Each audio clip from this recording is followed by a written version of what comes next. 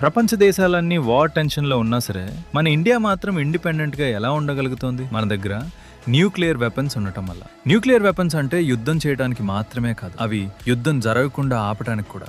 దీన్నే డెటరెన్స్ అంటారు. అంటే మన దగ్గర కూడా పవర్ ఉంది అని శత్రువులకు తెలియచేయటం, దాడి చేయాలనుకునే వాళ్ళు ముందుగా ఆలోచించేలా చేయటం. ఫర్ ఎగ్జాంపుల్, ఇండియా దగ్గర అగ్ని లాంటి లాంగ్ రేంజ్ మిసైల్స్ ఉన్నాయి. అలాగే సీ బేస్డ్ డెటరెన్స్ కోసం ఐఎన్ఎస్ అరిహంత్ లాంటి న్యూక్లియర్ సబ్మరీన్ ఉంది. దీని అర్థం ఏంటంటే ఎవ్వరూ మనపై సులభంగా దాడి చేయడానికి ముందుకు రారు, ఎందుకంటే వాళ్ళకి తెలుసు మనం తిరిగి దాడి చేస్తే వాళ్లకు పెద్ద నష్టమే జరుగుతుందని. ప్రస్తుతం ప్రపంచంలో యుద్ధ వాతావరణం స్పష్టంగా కనిపిస్తుంది. రష్యా యుక్రెయిన్ యుద్ధం, మిడిల్ ఈస్ట్ లో ఉద్రిక్తతలు, ఏషియాలో జియో పొలిటికల్ టెన్షన్స్. ఈ రాజకీయ ఒత్తిడిలో చాలా దేశాలు ఒక బలమైన దేశం నీడలోకి వెళ్లాల్సి వచ్చింది. కానీ ఇండియా మాత్రం పూర్తిగా ఇండిపెండెంట్ గా నిలబడింది. ఇండియా న్యూక్లియర్ పవర్ అయిందంటే అది ఒక్క రోజులో జరిగిన విషయం కాదు. మన శాస్త్రవేత్తలు చేసిన 24 సంవత్సరాల సుదీర్ఘ కష్టం, నిద్రలేని రాత్రులు, ప్రపంచ ఒత్తిడులు, అడ్డంకులు అన్నింటినీ ఛేదించి సాధించిన విజయం ఇది. కానీ ఆ 24 ఏళ్లలో నిజంగా ఏం జరిగింది? ఎలాంటి సీక్రెట్ ఆపరేషన్స్ జరిగాయి? ఎవరు, ఎలా ఆ చరిత్రాత్మక నిర్ణయం తీసుకున్నారు? అసలు ఇండియాను న్యూక్లియర్ పవర్ గా మార్చింది ఎవరు? తెలియకపోతే పార్ట్ 2 అని కామెంట్ చేయి, నేనే